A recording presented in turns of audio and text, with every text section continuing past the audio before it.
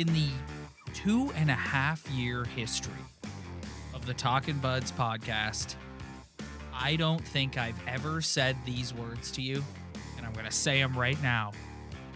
Goalie controversy. Yeah, that's true. There's been a string of backups that have just been lined up and mowed down in those 2.5 years, and ever since Freddie Andersen hopped on board. But in terms of who is the starting goalie, you're damn right. There's been no controversy. No, there's been zero controversy. And now, for those of you who, for whatever reason, don't know what we're talking about, Jack Campbell comes in on Saturday night, returning from injury, and delivers his second straight shutout. He made a few saves in that game. That 2-pad stack at the end of the game was like something out of Rock'em Sock'em 6. It sure was, out man. of the save package. It sure was. Here's some beauty saves. Beauty. I don't know, man. Like, I want to have a rational take on this. And I have lobbied more than my fair share of criticism at Freddie Andersen in the last couple of weeks.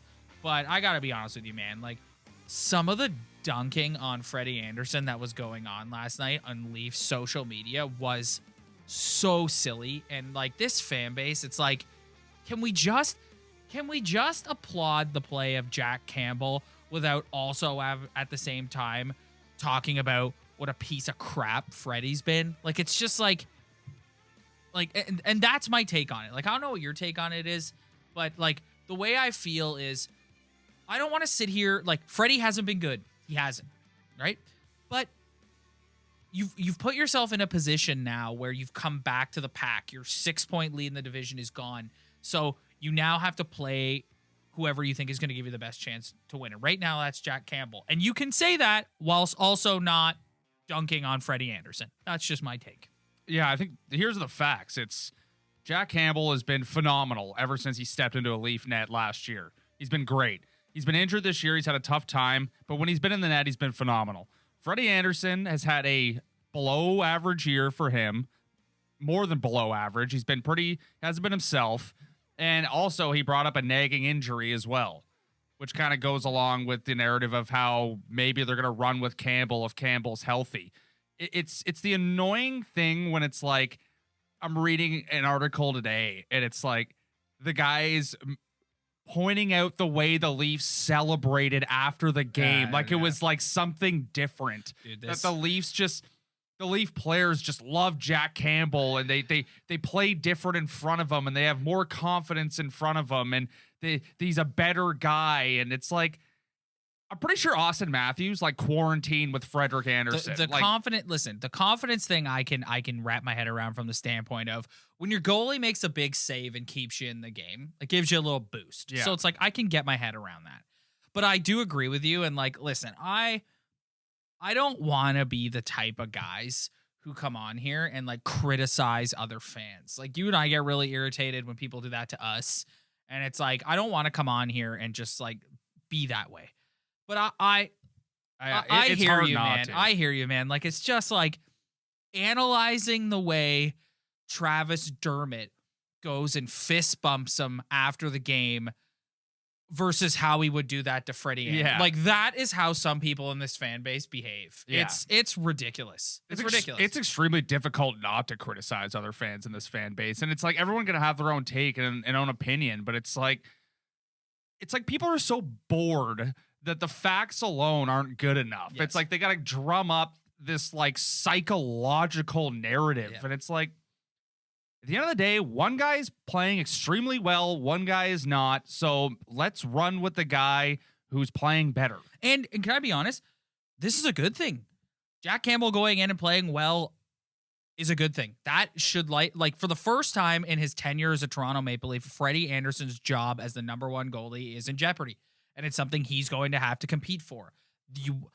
That should bring out the best in him, no? Like, if he's 100% healthy, like, should that not bring out the best in him? Like, he's going to know going into his next start that, like, Jack Campbell right now is viewed as the better goalie of the two. And I need to go in here and I need to, like, play well in order to gain the confidence of my teammates back and to, like, gain the confidence of my head coach and my organization that like, no, I'm the number one goalie. I'm paid like the number one goalie, and you brought me here to be the number one goalie. And he's got no one to blame but himself for giving Jack Campbell this opportunity. Yeah, it's just, man, at the end of the day, it's just, you got to run with the guy who's playing better. It's as simple as that. That's all this is. It's nothing else. There's no psychological background therapy session we need to have with this team and having what guy in net. It's just one guy's played great. One guy's been below average. So now that we have our healthy guy back who's been playing well, it's as simple as writing his name on the board that he's starting tonight. That's it. Yep. That is all. Yep. Like on Thursday in Ottawa, you just come right back with him and you just roll with him until he sort of stutters, or when you have a back-to-back situation. But this is interesting, right? So Freddie wasn't dressed last night, and Keefe came out and said, he's been dealing with an injury. And what does that say about their faith in Michael Hutchinson, that they'd rather play Freddie Anderson at 75% or whatever over giving Hutch the net and saying, you need to step in here for a little bit because both our goalies are hurt. Well, you made the point the other week that Michael Hutchinson was the fourth string goalie heading into this season. Yeah. And that was the case. And everyone, when they said, oh, he's bringing him back for goalie depth, it's like everyone rolled their eyes and was like, this is brutal. And it wasn't just the fan base rolling their eyes. It seems like management was also rolling their eyes because they would rather put in a one-legged goaltender than put in Michael Hutchinson. And Hutchinson's been pretty decent this year. What you've gotten something out of him. You've gotten wins out of him. Yeah. He's had a couple bad starts, bad goals against, but I think as a four-string goalie bringing in, I think he's done pretty well. But it is pretty clear that this team and this management has no faith in the guy whatsoever. No. And you can't really blame them based on the history last year and then his last start in Ottawa being a disaster. Anyways, like, I don't want to sit here and like, I honestly, fan the Rob, flame of the, I'm getting pretty sick of this goaltending it's been 4 weeks we've been on this podcast, and like a fair chunk has been Freddie Anderson every episode. And it's just like, I'm getting kind of sick of it. It's like, it's time to just, whoever you want to put in net. Let's stop analyzing everything. I just want to see them put a guy in the net and have him make the stop. If that's Freddie, fine. If that's Campbell, okay. If it's Hutch, whatever. Yeah. Let's just play your best guy. I'm done with this over-analyzation of this goaltending situation because I hate goalie controversies as a Toronto Maple Leaf fan. It is my least favorite thing on planet Why? Earth. What? It brings you back. It brings me, it's PTSD, like you said. And sometimes I feel bad using the term PTSD because it's actually a serious thing. But it's like, you think back to all the years growing up when I watched the Leafs, they never had a solid goaltender. No. And Anderson, because I thought he was stability. And if you go through his statistics, he's been a pretty good goalie. He's a middle of the pack, solid goalie, which is why I like him so much, because he's been better than what they've had for years. So I've always had his back. He had his ups and his downs, but I've always backed him. This year, this is his worst year he's had by a mile. Yeah. Save percentage wise, his goals against average around the same, but like his save percentage is way down.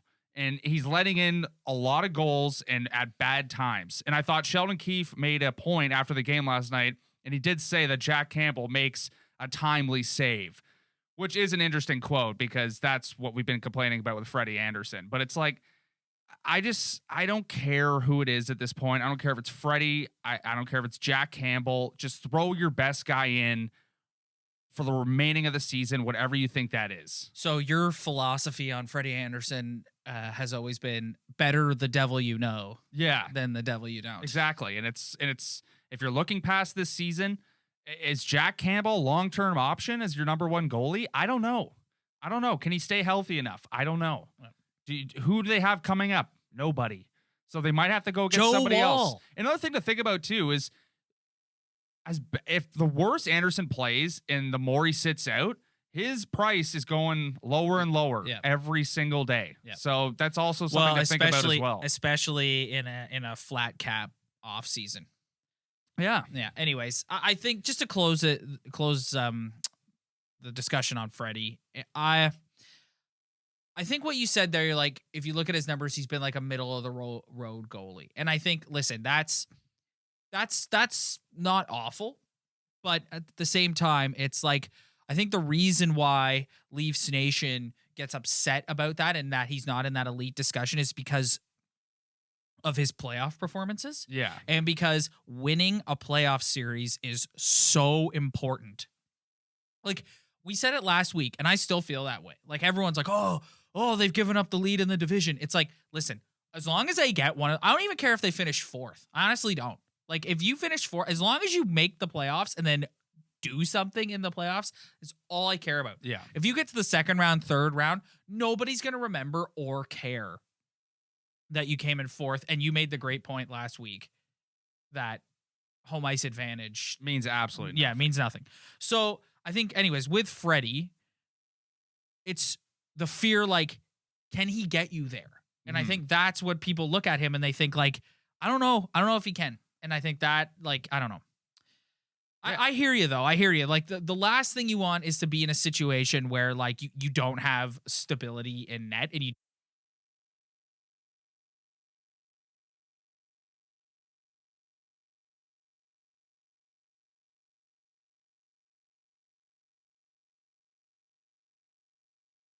And you got to remember, like, Freddie's had a heavy workload since he's been here. He's played 60 plus games, I think at least twice. And I always remember checking shots against.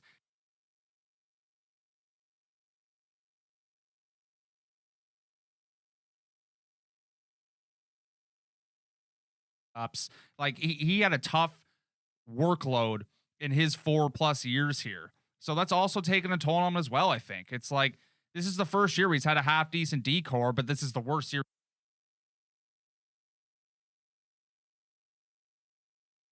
as a Maple Leafs in his career with this team, I think. All right, moving on. Why does the power play stink? Because Austin Matthews isn't the same player he was. Yeah.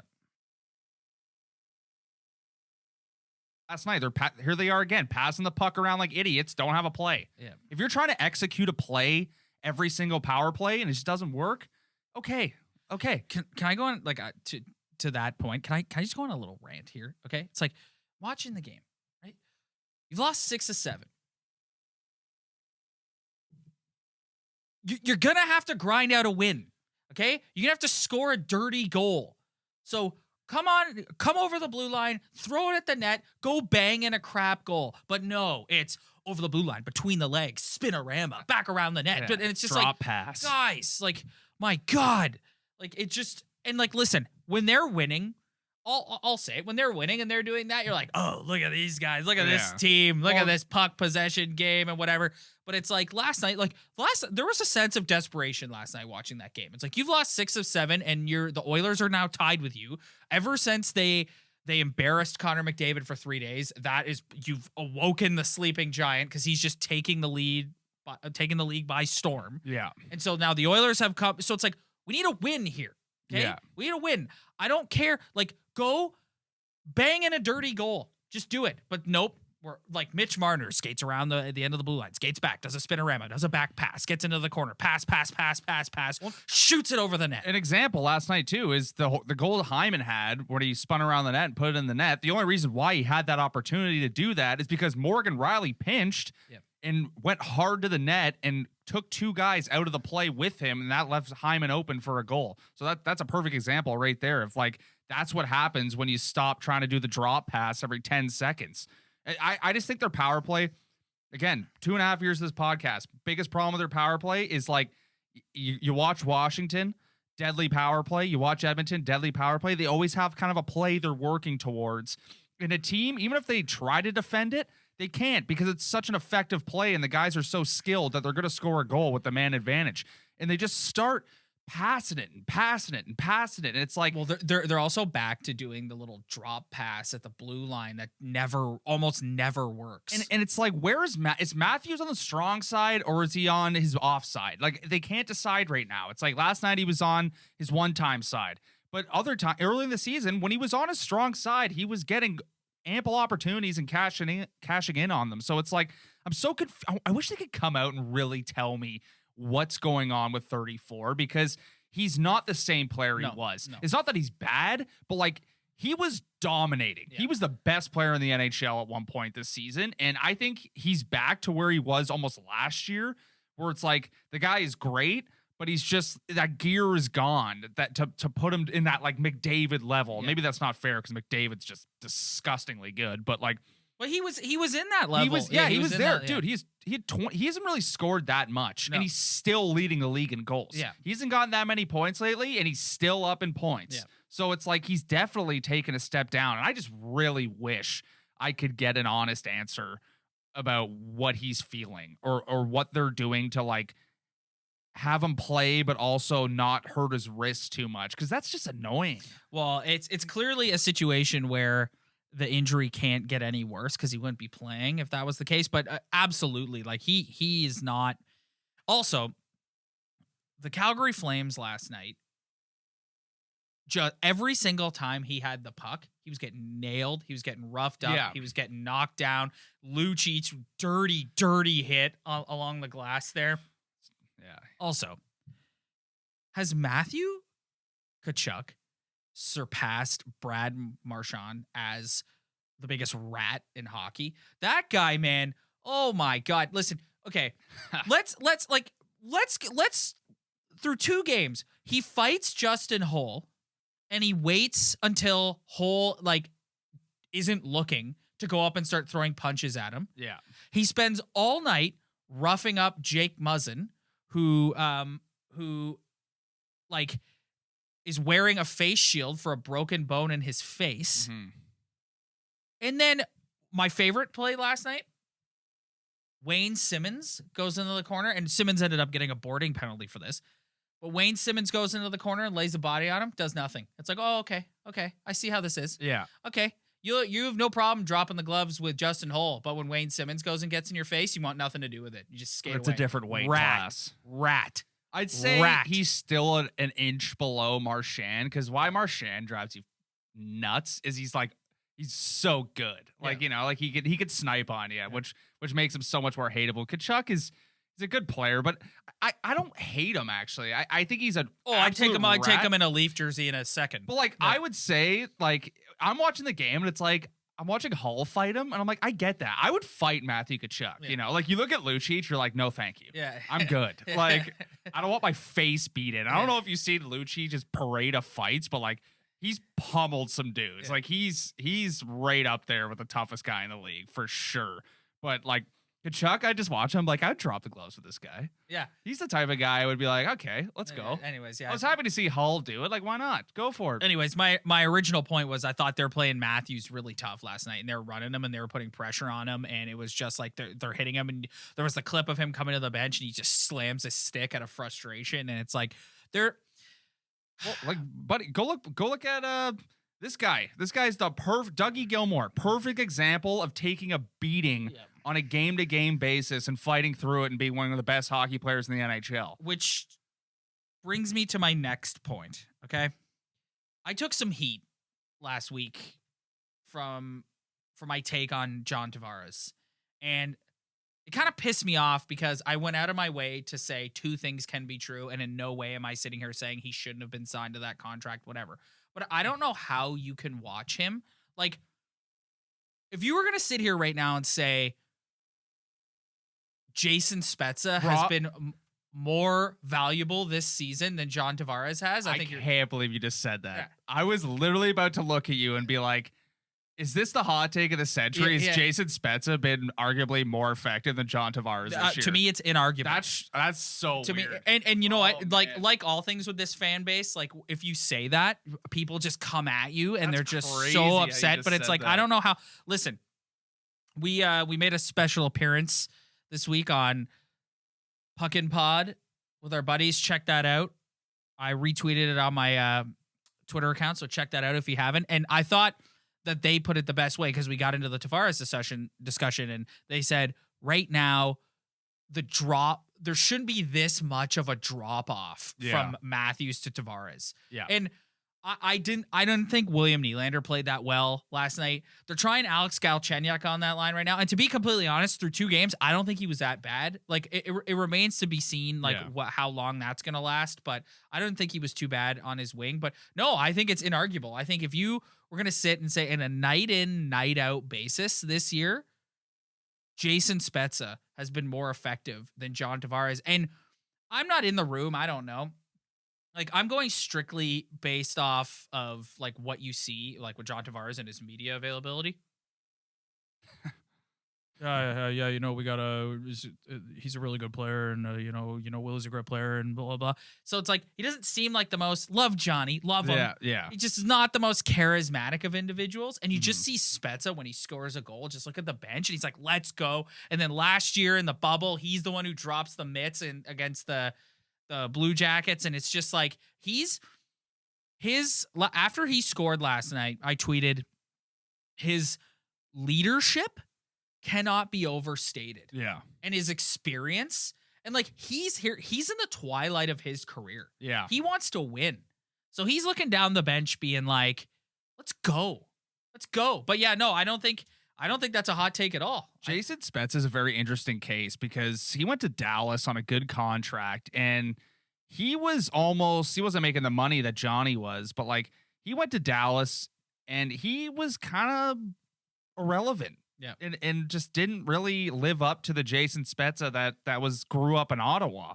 But like now you're watching him and like it's making me laugh the goals he's scoring. Yeah. Like he's scoring beauty goals, like old Jason Spezza goals, and I crack up every time I watch him because it looks like he is having the most fun playing hockey right now, and there's no pressure on him because he's not making any money, and everything's gravy with him, and he's just like, I'm so happy for him when I watch him. Like he's just been phenomenal. This is where I was hoping this conversation would go. Like I didn't want to sit here and bash Johnny. I wanted to sit here and praise Jason Spezza. Because I just think he's such, like, to have him doing what he's doing, being paid what he's being paid is fantastic. Yeah. Oh my goodness. Phenomenal. And I wanted to ask you your opinion on Jumbo since he's come back from his injury, because he's again another guy who if Joe was making 6.5 like Marlowe was, or 6 or whatever, then it'd be a different story. But he's making, again, the 700 G's. He's on a 1-year deal. And at the beginning of the year, I expected him to be moved down the lineup as the year went on. And I feel like his start gave some people some unrealistic expectations. And now it's just coming back down to like Joe Thornton at his age is a 3rd line, 4th line hockey player. And it's like, I've seen some people criticize him, and it's just like, at the end of the day, he came in to be Jumbo, to be a legend in this league, to be on this team, to help this team in tough situations. And it's like, I think he's finally starting to come down to like where he's at in his career. I'm not criticizing him or anything, but he definitely had a shot in the arm at the start of the season. I think now it's starting to kind of wear off a little bit. So 2 things on Joe Thornton.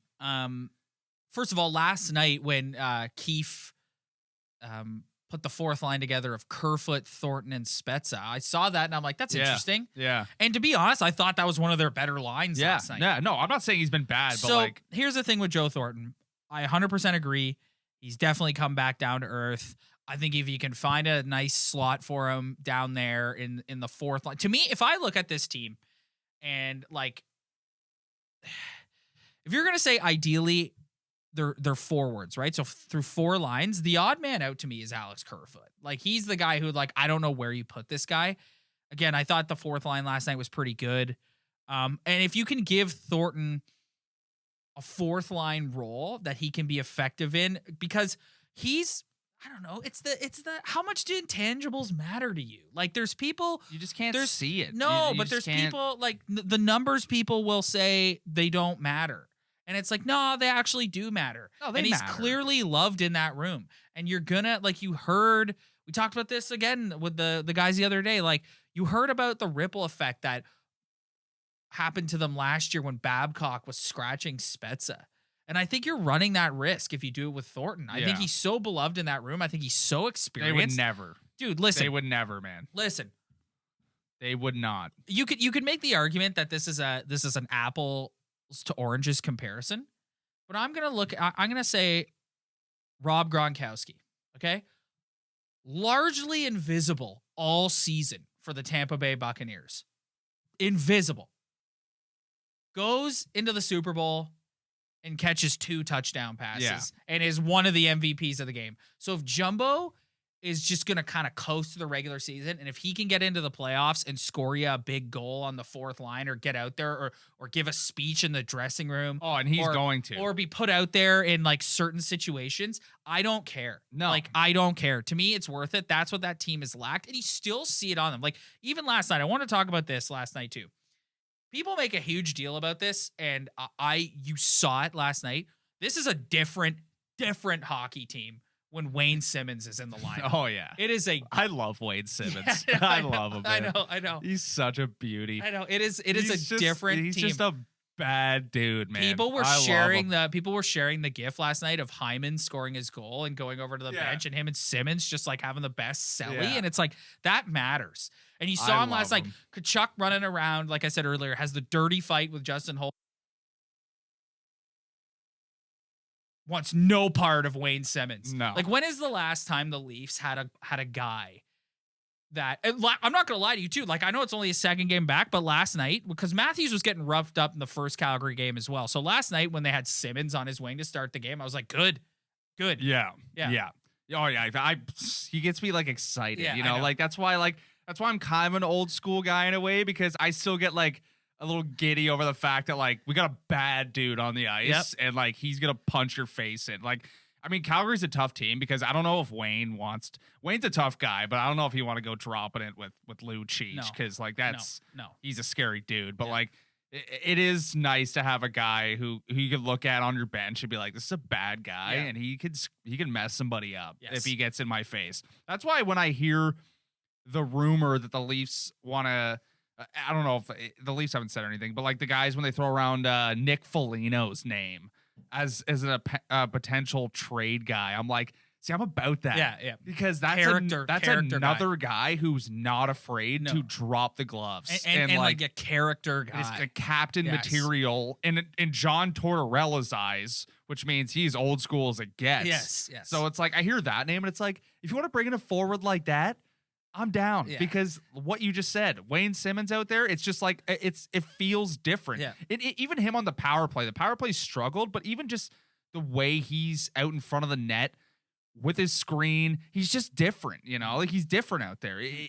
That is probably my favorite signing so far as this season has happened. And he's been gone for 6 weeks. I know. And he comes back and it's like, I still love this guy. Completely different team. Like they both those Calgary games, like they obviously they lost the Friday night one, but they were the better team in both those games. And it's just like, oh my God, I'm 100% with you. I love the guy too. Yeah. He gets me like excited. Oh yeah. Like I love the legend of guys like that. You know, it's like they're the best. They're the best type of guys to have. He's a beauty. Yeah. Well, they got another like little break here. Like they don't play again until Thursday night in Ottawa. Yeah. Ottawa.